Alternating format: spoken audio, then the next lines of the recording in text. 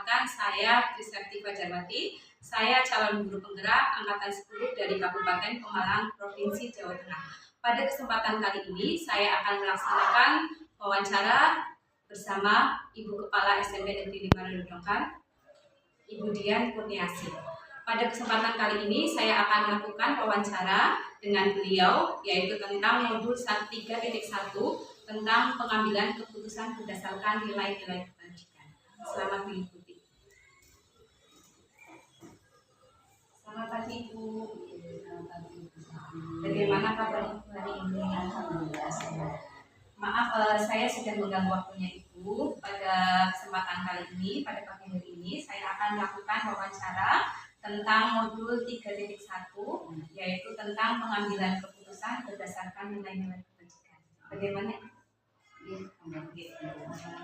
Baik, di sini saya akan memberikan pertanyaan yang pertama, yaitu selama ini bagaimana Ibu dapat mengidentifikasi kasus-kasus yang merupakan dilema etika atau rujukan moral.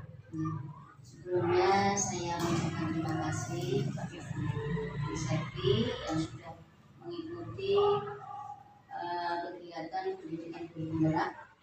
Saya bangga sekali karena nanti saya harapkan ilmu yang diperoleh dalam pendidikan guru penggerak ini bisa diterapkan, bisa diimbaskan dengan teman-teman sehingga bisa memajukan sekolah kita, sekolah SMP Negeri 5 Dodongkan agar menjadi sekolah yang lebih baik. Insya Allah.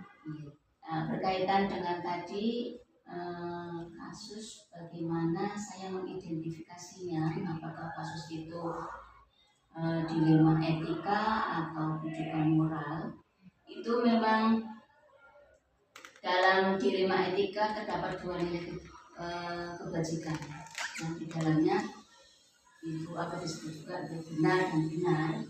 Dan dalam etika moral juga ada nilai dua kebajikan, benar juga bisa salah atau salah. Nah, dari kasus itu saya mengidentifikasikannya, itu mendiskusikan dengan Bapak Ibu guru, kemudian dengan komite, juga dengan pihak-pihak lain yang berkepentingan di dalam.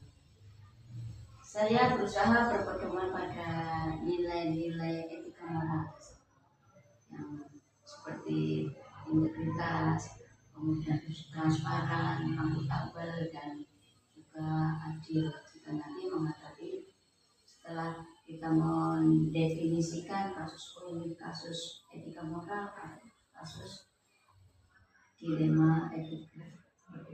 Jadi untuk mengidentifikasinya yaitu berpedoman pada nilai etika dan tadi berkomunikasi dengan komite atau untuk selanjutnya, selama ini bagaimana Ibu dapat menjalankan pengambilan keputusan di sekolah Ibu, terutama pada kasus di mana ada dua kepentingan yang sama-sama benar ataupun sama-sama mengandung nilai-nilai kebajikan. Dalam pengambilan keputusan, kalau kita menghadapi dilema etika dan juga moral itu memang sangat sulit karena di dalamnya ada kepentingan yang sama-sama benar dan satunya juga berkaitan dengan etika. Maka saya menerapkan beberapa pendekatan. Yang pertama, saya berusaha melibatkan dari berbagai sudut pandang guru, baik dari siswa, dari orang tua, kemudian dari komite dan pemangku kepentingan yang bisa membantu dalam pengambilan keputusan tersebut. Jadi untuk pengambilan keputusan, Ibu melakukan pendekatan dengan berbagai pihak di sekolah. Untuk selanjutnya, langkah-langkah atau prosedur apa yang biasa Ibu lakukan selama ini? Langkahnya ada beberapa tahap. Yang pertama, saya mengumpulkan informasi dulu, informasi yang relevan yang terkait dengan permasalahan. Kemudian saya juga mencari latar belakangnya apa permasalahan itu muncul. Kemudian juga nanti jika mengambil keputusan harus memandang dampaknya dampak, baik itu dampak jangka pendek maupun jangka panjang. Kemudian juga saya minta sudut pandang dari pemangku kepentingan yang lain. Jadi keputusan itu tidak dari pihak saya saja. Saya juga menganalisis dalam terhadap jangka pendek dan jangka panjangnya. Itu yang memang harus dipertimbangkan dalam pengambilan keputusan. Jangan sampai nanti pengambilan keputusannya dampak pendeknya tidak bermasalah, tapi dampak panjangnya yang nanti bermasalah. Itu yang langkah-langkah yang biasa kami lakukan dalam menghadapi permasalahan dilema etika dan rujukan moral. Untuk selanjutnya, hal-hal apa saja yang selama ini Ibu anggap efektif dalam pengambilan keputusan pada kasus-kasus dilema etika? Yang efektif ya tadi, dalam menghadapi kasus atau dilema etika dan rujukan moral, pengambilan keputusannya harus dianalisis dulu, analisis situasinya, kemudian dianalisis tadi dari berbagai sudut pandang, dari siswa, dari wali muridnya, dari kita minta juga dari komite dan juga dari pemangku kepentingan. Yang saya pegang dalam memutuskan nanti suatu keputusan dalam kaitannya dengan dilema etika dan rujukan moral itu adalah prinsip-prinsip etika. Prinsip-prinsip etika yang dianut keadilan, kejujuran, kepedulian, kemudian tanggung jawab, adil dan transparan. Baik Ibu, tadi yang efektif jadi menganalisis situasi dari berbagai pihak dan tadi menerapkan prinsip-prinsip etika. Untuk selanjutnya, hal-hal apa saja yang Ibu anggap merupakan tantangan dalam pengambilan keputusan pada kasus-kasus dilema etika? Kalau tantangan pasti ada dan itu berat, karena dalam pengambilan keputusan berkaitan dengan dilema etika yang di dalamnya adalah benar dan benar, apalagi yang kasus satunya etika moral, dan itu kaitannya dengan moral, itu sangat berat. Dan di tantangannya di situ ada, kita harus memikirkan dampak dari jangka pendek dan jangka panjang. Ini yang pasti. Kemudian waktu, jika suatu keputusan harus segera diputuskan, itu yang tantangan juga. Kemudian dari segi tenaga, pikiran, dan juga kadang keputusan sudah disepakati, sudah diputuskan, baru muncul ada dari pihak lingkungan, dari orang tua yang kemudian memberikan istilahnya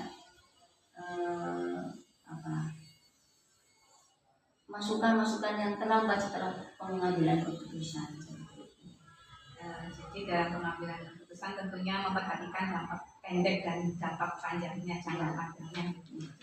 Untuk selanjutnya, apakah Ibu memiliki tata cara atau jadwal tertentu dalam sebuah penyelesaian kasus dilema etika, atau Ibu langsung menyelesaikan di tempat, atau Ibu memiliki sebuah jadwal dalam menyelesaikan? Untuk selanjutnya, bentuk atau prosedur apa yang biasa Ibu lakukan? Untuk menghadapi kasus yang dilema etika dan rujukan moral itu, kita melihat permasalahannya dulu.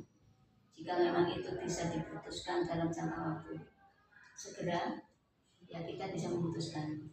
Tapi kalau memang harus ada waktu rentang yang harus kita pikirkan lebih jauh, lebih lama, ya kita ada waktu. Tapi tetap istilahnya memutuskan suatu keputusan, baik itu dalam jangka waktu pendek maupun panjang, tetap kami melibatkan dari beberapa tadi, melibatkan dari orang tua, komite, kemudian pemangku kepentingan. Walaupun itu dalam jangka waktu pendek misalkan harus kita putuskan, tetap kehadiran dan komunikasi dengan berbagai tadi unsur harus kita hadirkan. Dan yang pasti untuk menjalankan sebuah proses yang sistematis dan berstruktur, saya terapkan secara fleksibel, sesuai dengan situasi dan kebutuhan yang ada. Jadi dalam menyelesaikan itu tentunya melihat permasalahannya terlebih dahulu, ya, dengan tadi berkomunikasi, intinya itu Ya. berkomunikasi dengan orang tua murid ataupun pemangku kepentingan. Untuk selanjutnya, adakah seseorang atau faktor-faktor yang selama ini mempermudah atau membantu ibu dalam pengambilan keputusan pada kasus dilema? Dalam pengambilan keputusan tadi sudah saya sampaikan ada beberapa langkahnya. Dari langkah itu memang ada yang membantu untuk pengambilan keputusan. Kayak misalkan tadi saya menganalisis soal permasalahan dulu. Saya harus mengetahui latar belakangnya dulu. Mungkin ada orang-orang atau ada yang bisa membantu menjelaskan latar belakangnya seperti apa. Itu berarti ada faktor atau seseorang yang membantu. Kemudian kalau dari yang lain faktornya waktu, kemudian dari pihak pemangku kepentingan itu juga sangat membantu dalam pengambilan keputusan. Untuk pertanyaan yang terakhir, dari semua hal yang telah disampaikan tadi, pembelajaran apa yang dapat ibu petik dari pengalaman ibu dalam mengambil keputusan pada kasus dilema etika?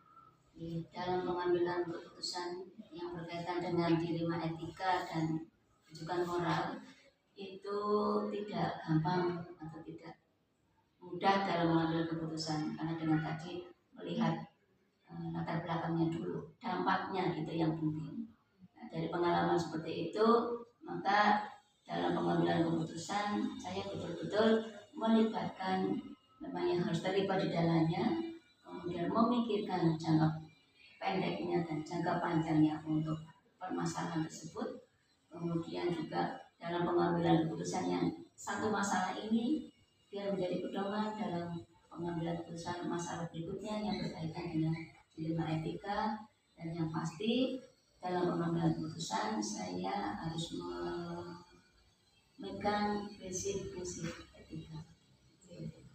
Jadi sekali lagi pembelajaran yang sudah saya petik dari wawancara pada pagi hari ini adalah bagaimana untuk pengambilan keputusan tentunya harus ada komunikasi dari berbagai pihak. Di sini dari komunikasi itu dan saling peduli tentunya dapat menemukan solusi dari kasus-kasus dilema etika. Pengambilan keputusan yang bermanfaat dan baik untuk semuanya. Baik Ibu, sangat bermanfaat sekali untuk saya untuk kedepannya, dan saya mengucapkan terima kasih Ibu telah memberikan banyak waktunya, memberikan banyak penjelasan yang lengkap. Semoga tentang wawancara ini dapat memberikan saya pengalaman ataupun ilmu dalam pengambilan keputusan yang berdasarkan dilema etika. Terus nanti saya bisa menerapkannya pada murid saya ataupun dengan rekan sejawat. Terima kasih atas waktunya Ibu sudah sama-sama. Demikian wawancara tentang modul 3.1 yaitu pengambilan keputusan berdasarkan nilai-nilai kebajikan. Semoga bermanfaat untuk saya terkhusus yaitu untuk calon guru penggerak. Sekian, wassalamualaikum warahmatullahi wabarakatuh. Waalaikumsalam.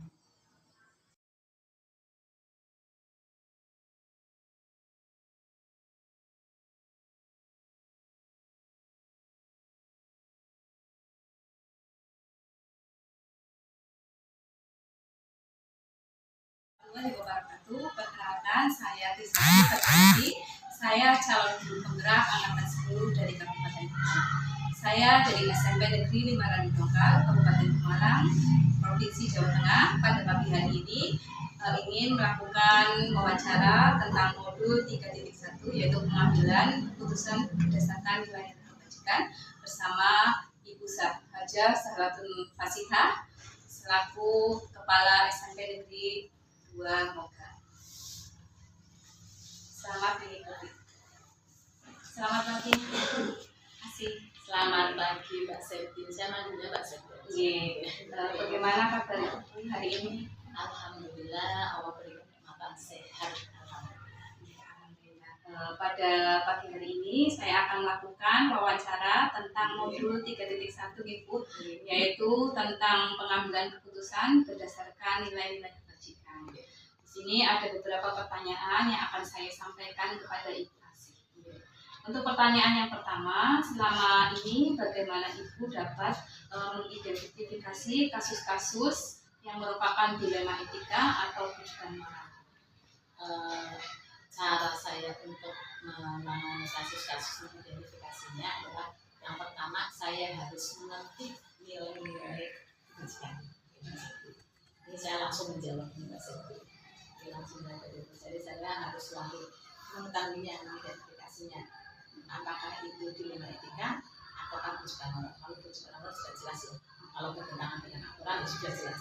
Banyak sekali soalnya Mbak, kalau panjangan itu sebenarnya banyak sekali tujuan moral.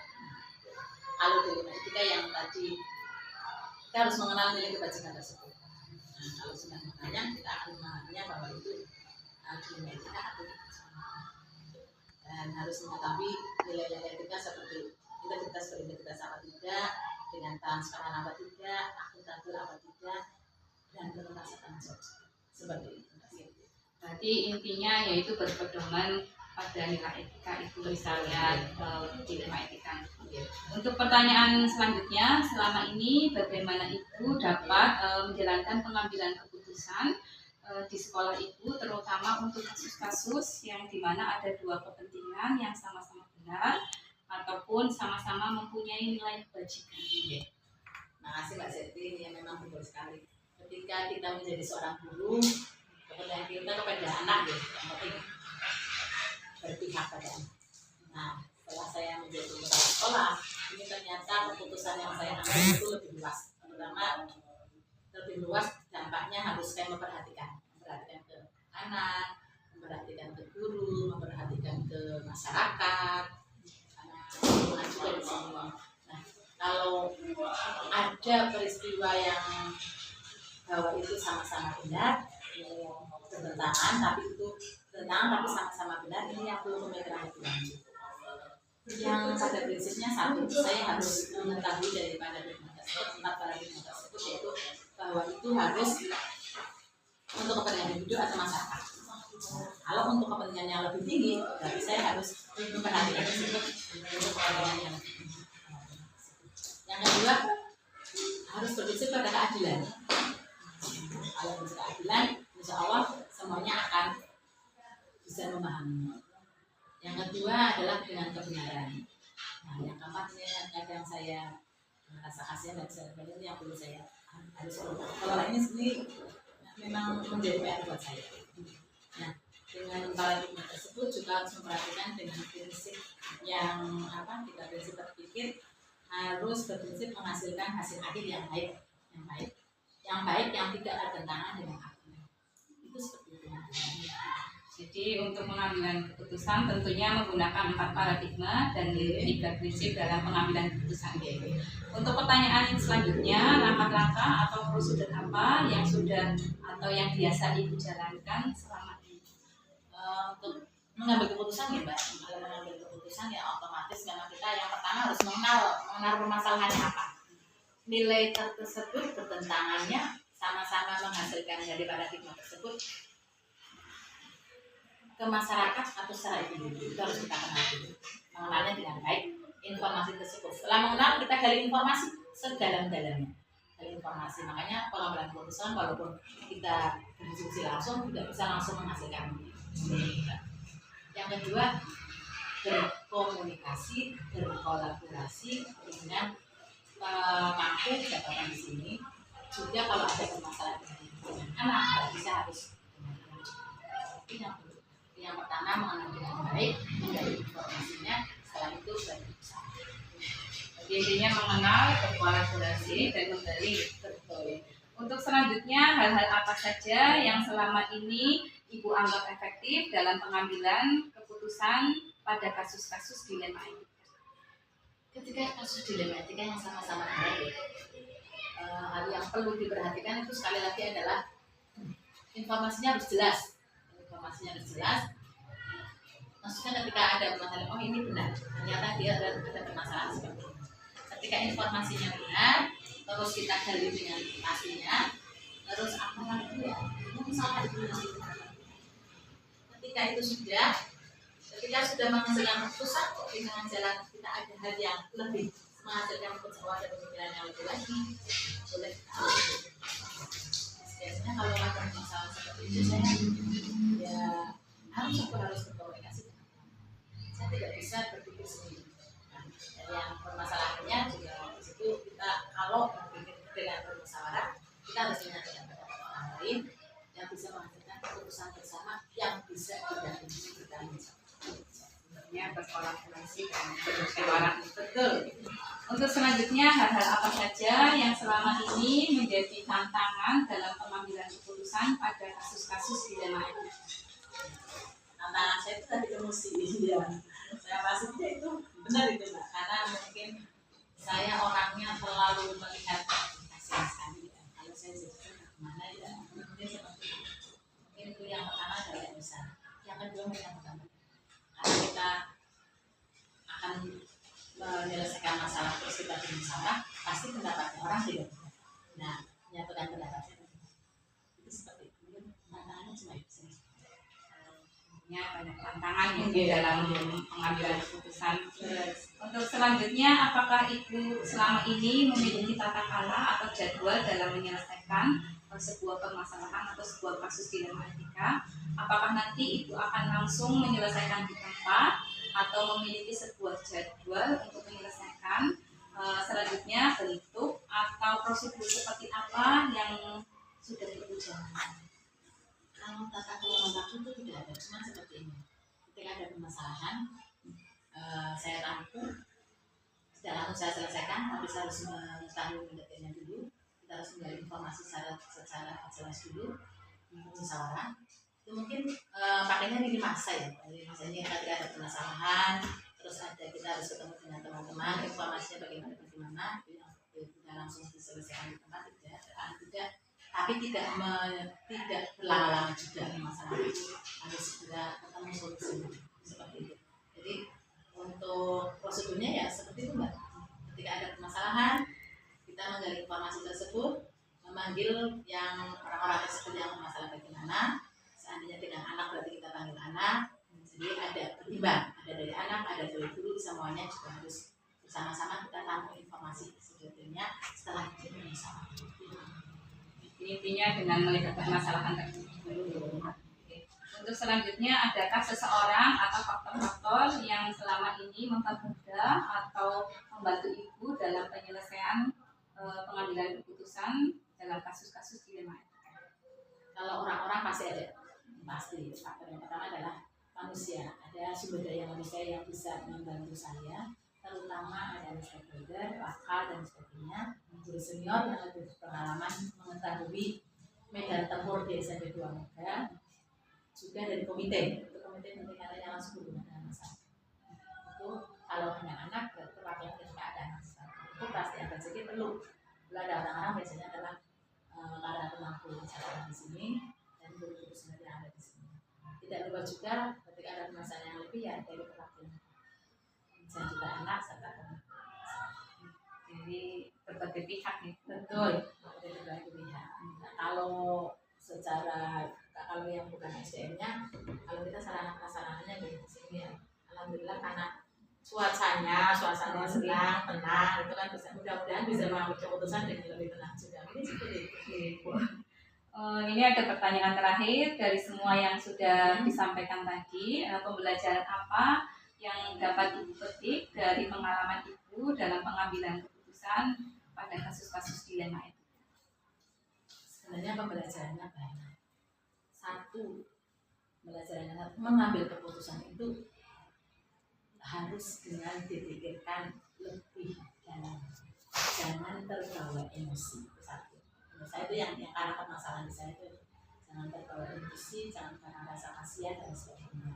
Yang kedua, meminta pendapat orang lain itu penting. Yang ketiga, mengetahui hal permasalahan secara mendetail biar kita tahu untuk mengambil keputusan itu tidak bertentangan dengan siapapun dan pengambilan keputusan itu dapat kita. Jadi sebetulnya kita Jadi sekali lagi pelajaran yang sudah saya petik ya dari komunikasi dan wawancara ini adalah tadi dalam pengambilan suatu keputusan tentunya kita harus mengelola emosi dengan baik gitu. Terus adanya musyawarah dan komunikasi dengan berbagai pihak dalam menyelesaikan suatu permasalahan. Menurut saya wawancara ini sangat bermanfaat bagi saya dalam tentunya nanti insya Allah nanti saya akan menerapkannya dalam pembelajaran saya di kelas, dalam saya komunikasi dengan sejawat ataupun siswa.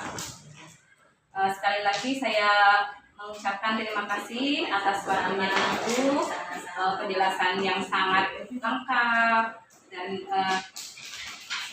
dan sangat bagus. Semoga Ibu tetap dapat membantu saya. Dan semoga saya juga dapat menerapkan dalam pembelajaran. Selanjutnya maaf saya sudah mengganggu waktunya Ibu. Tidak apa-apa. Semoga tidak bosan untuk membantu saya Ibu. Amin, insya Allah ada yang nyaman di dalam.